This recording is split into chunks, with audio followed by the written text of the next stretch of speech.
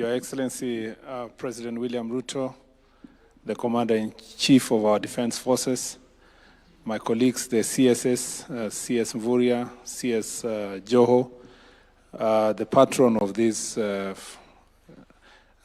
Kenya Police FC, and our PS Raymond Omolo, our PS for Sports, our IG, and the Senior Commanders President, DIG, DCI, our players from both the Bullets and the Police FC, good morning. First of all, congratulations for a job well done as a team. Pongezi sana.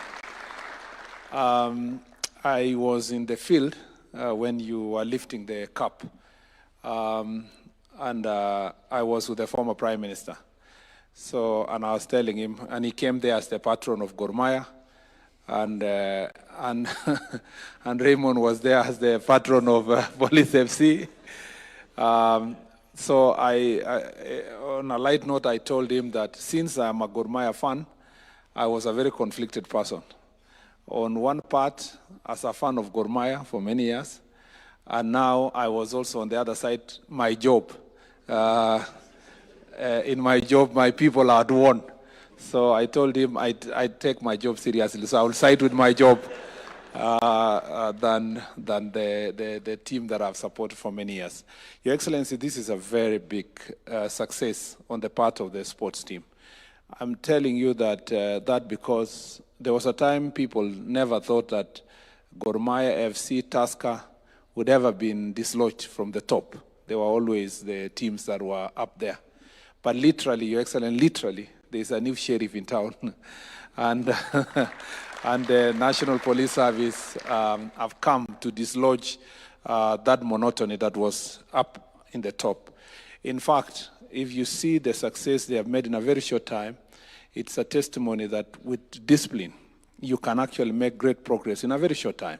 And the National Police Service has demonstrated in terms of the discipline, in terms of, if you look at their performance, it shows that their commitment to training and discipline has really helped them to be able to make this great progress. We thank you for hosting us this morning, for this tradition of you've been hosting successful teams in different fields, and we appreciate the fact that you keep an eye on these young men and women who are playing here. These are very young people. Ordinarily, Your Excellency, this is the team. A number of them will be playing for us in the Africa Cup of Nations. So they have a wonderful opportunity for the first time in more than 40 years, almost 40 years. This country will be hosting Africa Cup of Nations, and they are lucky to be playing football at this point in time because they will have an opportunity to play for the national team. And as my colleague CS Murkomen has said, your investment in infrastructure, and particularly the role of the sports fund, has made a big, big difference. There is an opportunity to leverage on that, to do more, and I believe the private sector who are here are going to help us to move this forward. Your Excellency, I was joking with Honorable Joho, and I was telling him he's not going to say anything here because he's not known to play any sport. If it was dancing, we would give him a chance to. So he will wait when the dancing competition team will come here. He will come with them. Lastly, Your Excellency, I think it's important for, first of all, let me thank the IG and the DIGs and the senior commanders who are here, and particularly thank Chairman Nyale for his commitment. He has been harassing us left, right, and center. Before I came to this ministry, if he meets anybody, he says, you know, I'm the chairman of National Kenya Police FC, and can you give something small? He never managed to convince me, but today you have convinced me. And I am saddened that you have convinced His Excellency the President. I don't speak for him, so when he speaks from here, we believe, Your Excellency, from your heart, you will do something to support this team. Lastly, let me say this, that, Your Excellency, if you listen to the conversation that is happening across the country, you would imagine that there is a crisis in the National Police Service. Let me tell you, Your Excellency, this is one of the most professional police services in the continent. The most. And I am saying that because Kenya is the country that has the most difficult political environment to operate as a police officer, political and constitutional. On one hand, the police are extremely constricted on what they can do and not do when it comes to managing public and making sure there is law and order. On the other hand, you have a population and particularly political leadership that is very belligerent in terms of supporting the work of the National Police Service and the police officers. So in this very difficult environment, the police are caught between a rock and a hard place. And in the circumstances, the police officers have to make a decision whether they will side with their country or they will allow irresponsible political actors to spoil the country. Your Excellency, these police officers, having for the short period of time I've served in this ministry, and having visited them in the northern part of the country, the Kerio Valley region, where maintaining law and order, and different parts of this country, you realize that despite the difficult challenges, economic situation, facilities that they are the most patriotic lot in providing law and order in our country. And Mr. President, if you hear the people who are speaking now about we want to come to the streets, we want to do mandamano and so forth, Your Excellency, you wonder what is the exact reason. You look at the reasons that have been provided. There have been situations where, unfortunately, in the course of this providing law and order, one or two unfortunate incidents have happened, and the law has been able to take its course.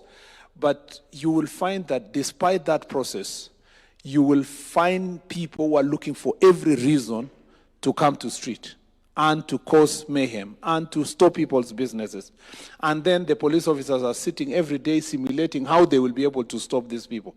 Your Excellency, the most unfortunate scenario happened last year at around this time on 25th of June.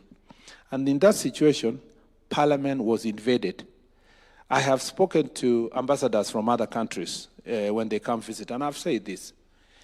In UK, for example, if any person just tweeted or posted a post on any social media to say they will be visiting Buckingham Palace, or they will go to 10 Downing Street, or they will be going to Parliament, Your Excellency, nobody will wait for them to come to the street. They will be picked from their own houses, and they will be charged. I have lived and studied in the US. I have even attempted to visit White House because there are days they are allowed to visit. If a citizen of America, in any state, however far from the Washington, D.C. is, was to write in their social media that let us go and invade White House, Your Excellency, the Secret Service would pick them from their homes. It is only in Kenya where a citizen will say they will invade Parliament, they will invade the judiciary, they will visit Statehouse, and they still walk scot-free, not charged, and even when they are taken to court, Your Excellency, they will be released on, and they are told you can just go home for free. Kenyans need to appreciate that it is important to have the discipline that these men and women have. It's important to protect your nation, and there is nothing so good than living in a country that is so peaceful that we can come here to celebrate a team that has won a cup like it has happened. And Your Excellency, we want to promise this, that these men and women will be supported from our ministry 100%, Your Excellency, to maintain law and order. And we have received a notice from some of the political actors who, Your Excellency, not just few months ago, they were standing where I'm standing. They were defending law and order. They were standing against the chaos. But Your Excellency are sitting now planning, buying machetes and rungus, trying to distribute to young people to cause violence in town, and they want us to sit here, fold our hands, and say that that is an Article 37 of our Constitution. Your Excellency, the national police and our police officer must be ruthless in dealing with such criminals, because we want this country to be a country of law and order, not a country of chaos, so that all of us can be able to thrive in this nation. Young people in this country don't deserve to be running battles in the streets. They deserve to be playing football like this young. These are their generation. These are their colleagues. We want to give them an opportunity to grow. It is not an opportunity to be used by political actors to cause violence. Lastly, I want to say, Your Excellency, in the ministry we are ready to meet the families of those who unfortunately, Your Excellency, suffered as a result, lost their children as a result of these political acts. Your Excellency, it doesn't matter what happened. From a human perspective, we are ready to meet their families, have a conversation with them, and see what else we can do to support them. Your Excellency, our doors are open. And I am sure even your door is open, and the door of the IG is open for us to meet with those families. We want to ask those political scavengers to keep off and allow those families to visit us and let us have a conversation with them to see how best we are going to help them to move forward. I thought I should raise this statement here because sports is supposed to unite this country, and our police have succeeded. They have just won the Premier League the other day. They don't deserve... Sorry, Your Excellency. They don't deserve to have, after winning the Premier League, these men and women don't deserve tomorrow to wear helmets and go and run in the streets. They deserve to celebrate, Your Excellency, in an environment of peace. And that's why I thought I should be able to say this. Otherwise, we are ready and we are prepared to make sure that our country is safe.